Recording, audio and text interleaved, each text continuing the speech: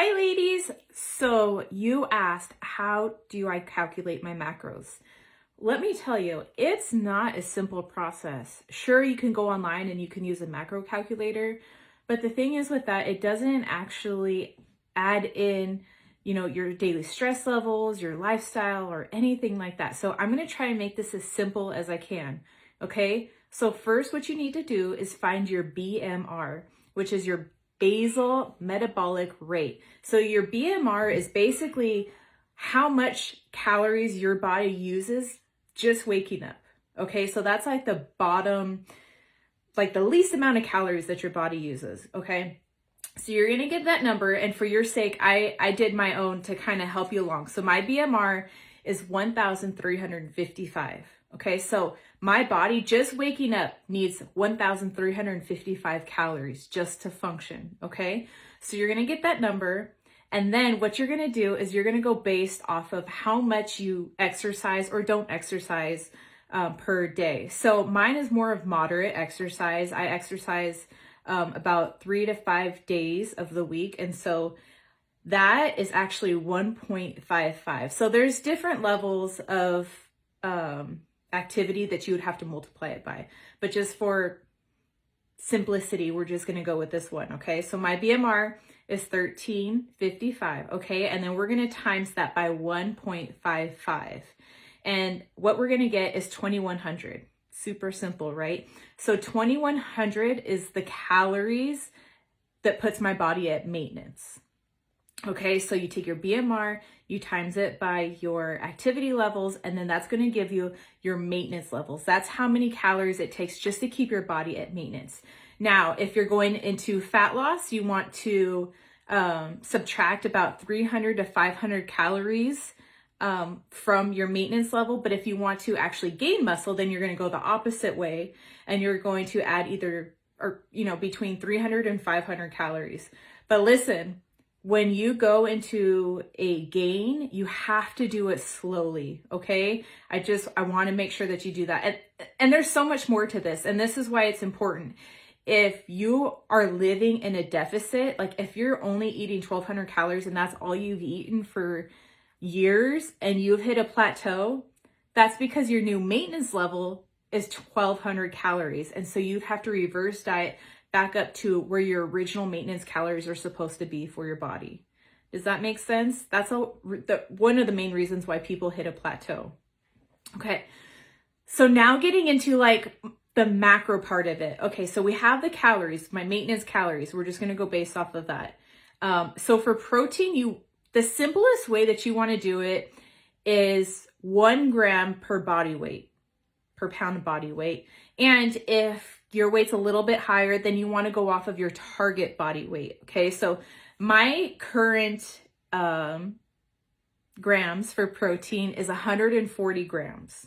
Okay, so nothing to do with the calories. It's 140 grams just based off of my body weight. So we're going to take 140 and we're going to times it by 4.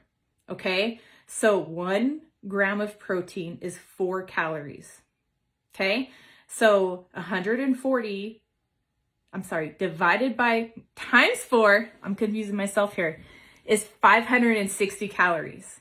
Okay, so 140 grams of body weight, which is my protein, times 4 is 560 calories. Okay, and then the next one that you want to go to is your fat. So fat you can base off of, we use 20 to 70% of your total calories.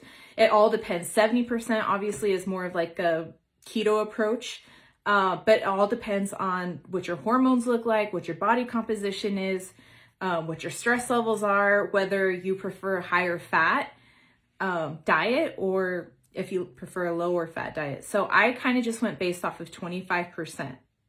Okay, so you're going to get 25% and you're going to times that by your total amount of calories. Okay, so 25% of 2,100 is 525 calories.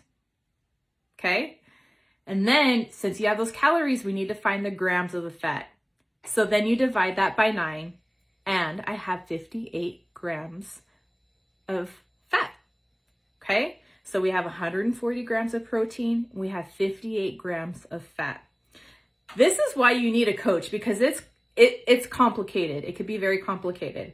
Okay, and then we have the leftover calories for the carbs, and that's how we kind of want to do it. So we add the calories from the protein, which is 560, and then we have the calories from the fat, which is 525 calories.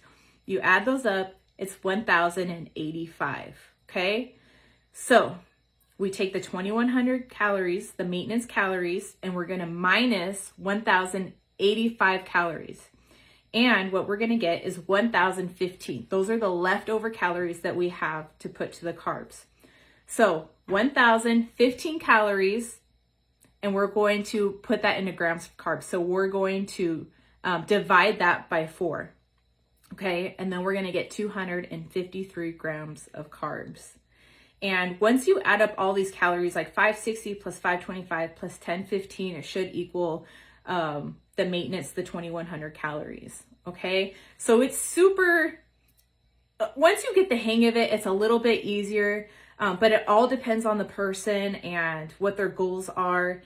And that's kind of how you do it. I would definitely recommend hiring a coach. So a coach can kind of help you go through that, kind of help you reverse diet, because reverse dieting is a very particular thing where you don't want to add too many calories, because then you'll gain too much weight.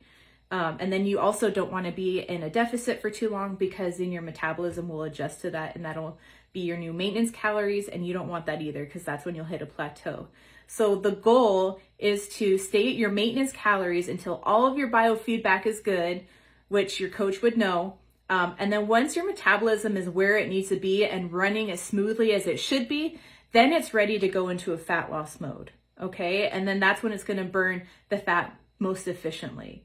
Okay, so if you have any questions, please feel free to reach out to me. I love answering questions, and I hope that you guys found this helpful. Let me know in the comments, please. See you soon.